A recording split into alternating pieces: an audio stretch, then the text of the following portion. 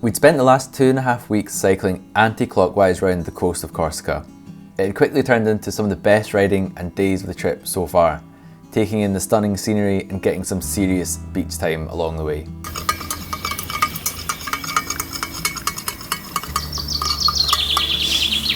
Okay.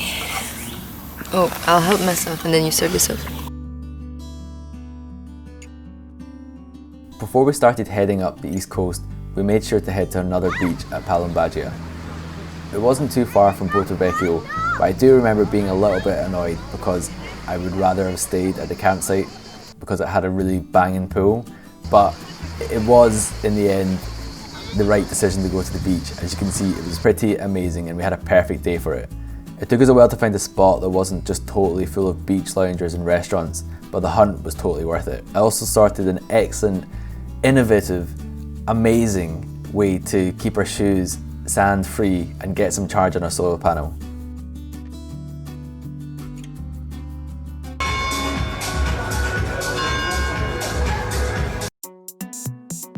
Instead of taking the main east coast road all the way to Bastia, we decided we'd take a more scenic route towards Zonza, which meant 40 kilometers cycling uphill, which sounds kind of crazy, but it was actually really good fun and much more appealing than a busy flat road the whole way.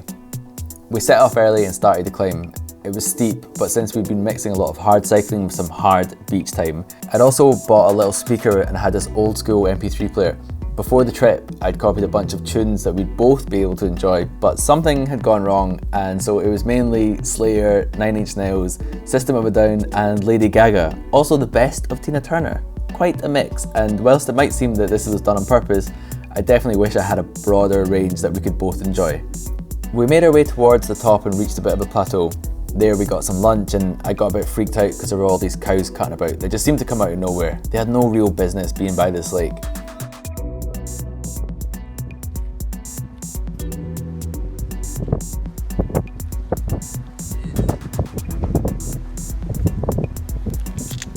What had you done? Cycled into the wall. Scraped my bags and made a hole. See, look.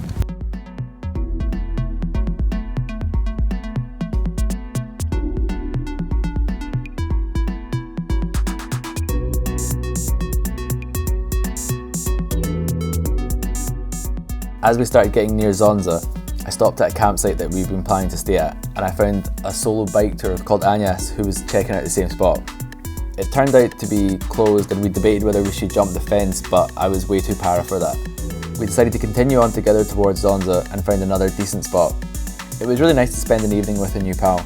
She was doing a sort of test trip for a month in Corsica, but had big ambitious plans to go to La Rochelle on the east coast of France and then tried to find passage on a boat to the Americas. Her plan was to cycle round the world using only natural power, i.e. no gas, petrol, etc. Seems like a pretty great trip, if I'm being honest, and I was a little bit jealous as well.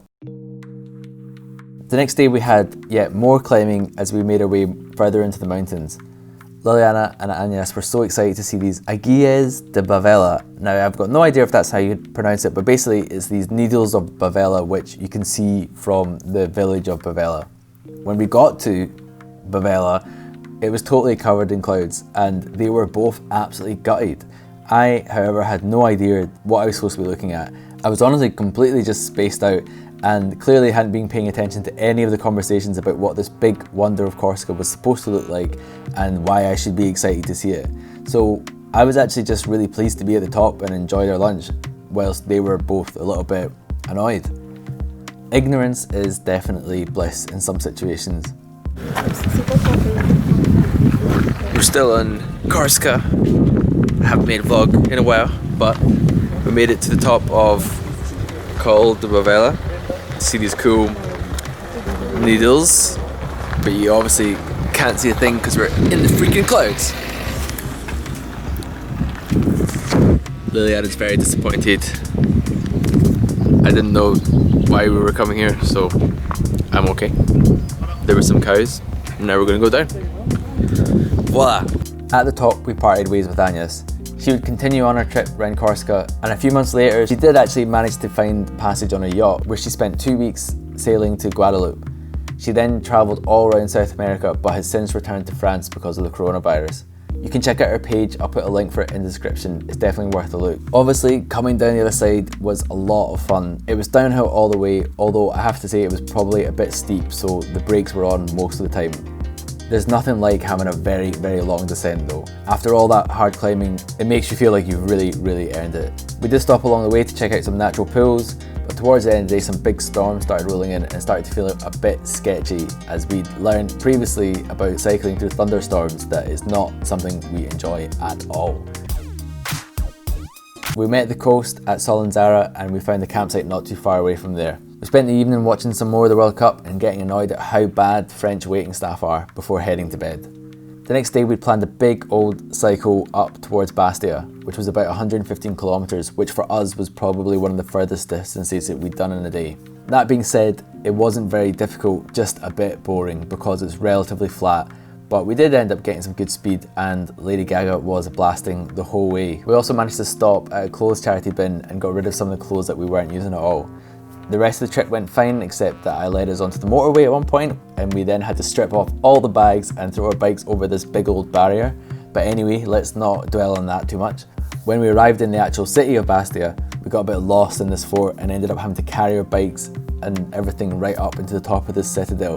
It was such a ridiculous way for us to get into the city. In the city, we had some lunch and then did a bit of planning for our first night in Italy. We'd be arriving late, so I phoned ahead to a campsite to make sure that they'd be open and we'd be able to get a pitch. I also managed to post back a box which had all our maps that we'd been using so far throughout France and Corsica, as it was getting a little bit heavy. I also saw this kid, and I'm not quite sure what's going on here to be honest, but I think they're just trying to live their best life. Finally, we boarded a ferry that would take us to Livorno on the west coast of Italy.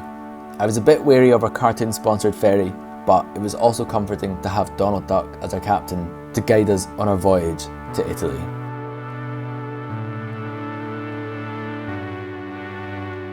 Thank you so much for watching this video. I hope you enjoyed it. If you did, please leave us a like. And if you haven't subscribed yet, then make sure to hit that button so you don't miss next week's episode when we start our journey through Tuscany.